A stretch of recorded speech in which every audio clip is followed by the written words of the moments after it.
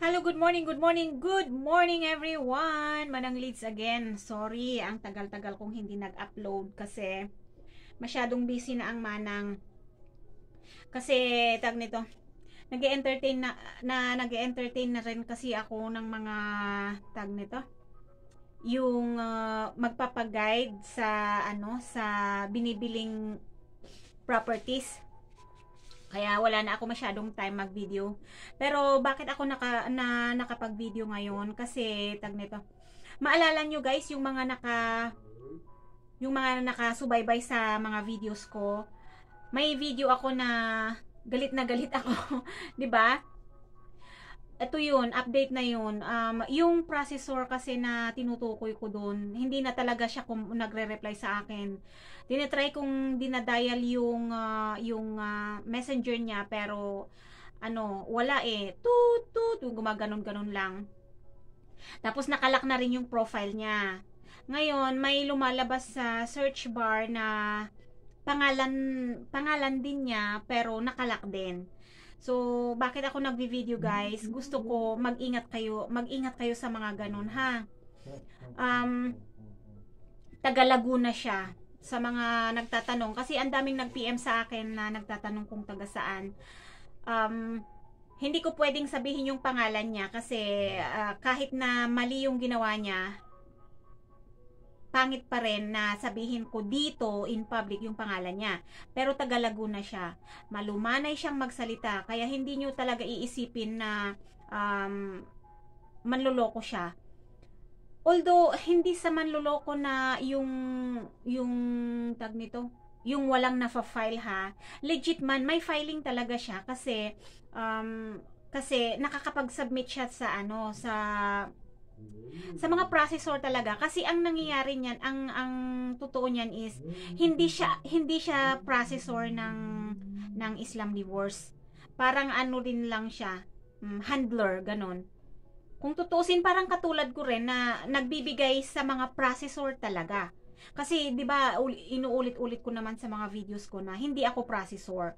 Pero I know someone na nagpa-process. At isa na nga siya doon. Kasi sa tagal-tagal ko nang nagvi-video, kasi marami na rin akong na-meet na nag-aayos.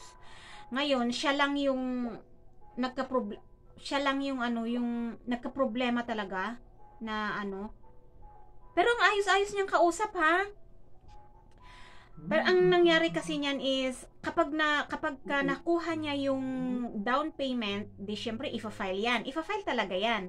Pero hindi niya binabayaran ng husto doon sa processor.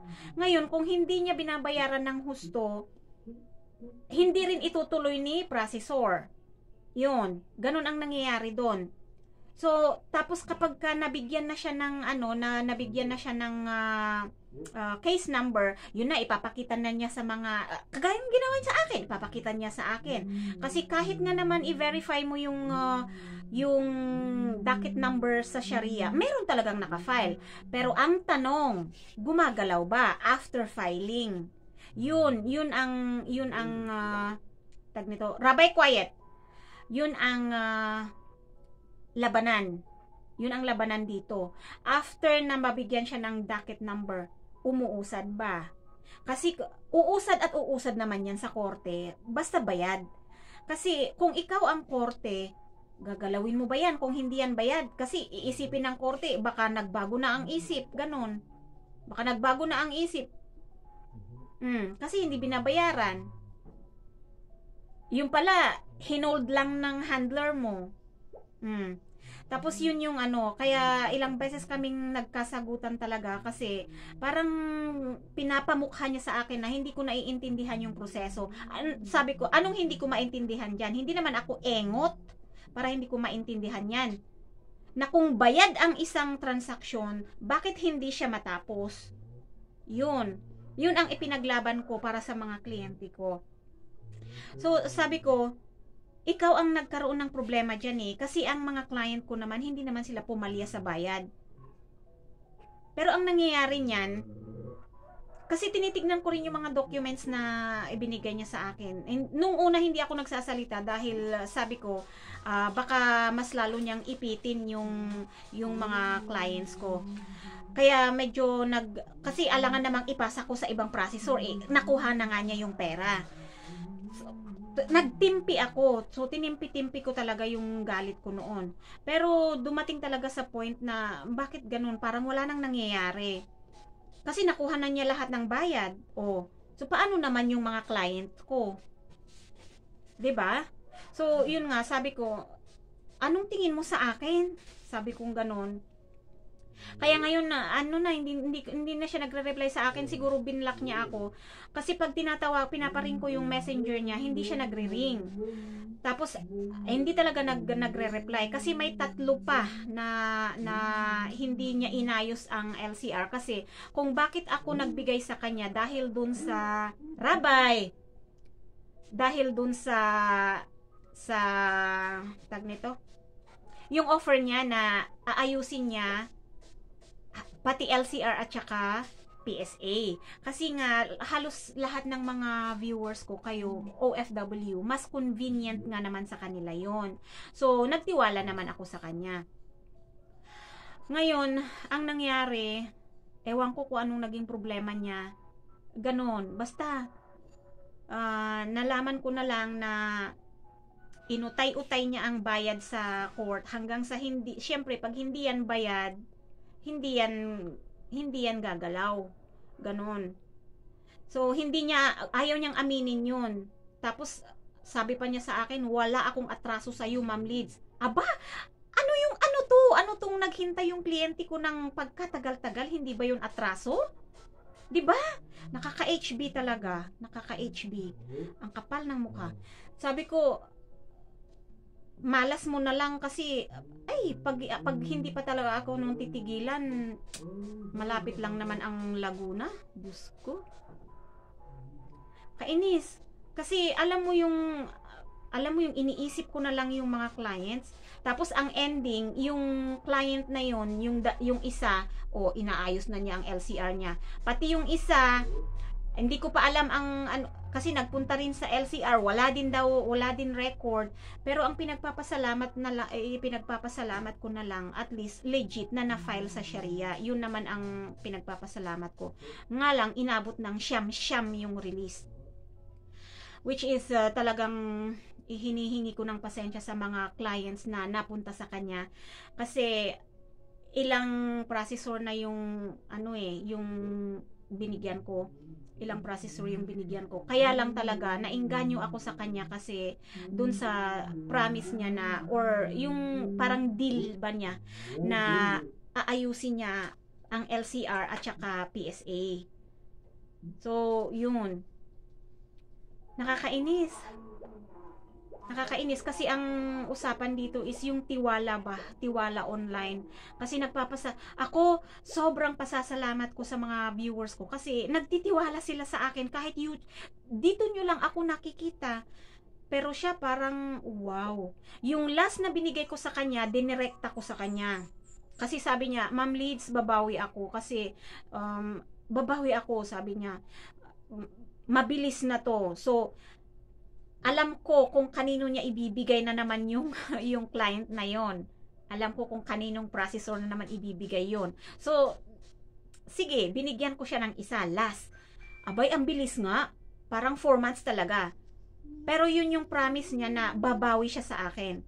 Pero kung bakit ako nagtiwala for the last time sa kanya, dahil alam ko kung kanino niya ibibigay yun.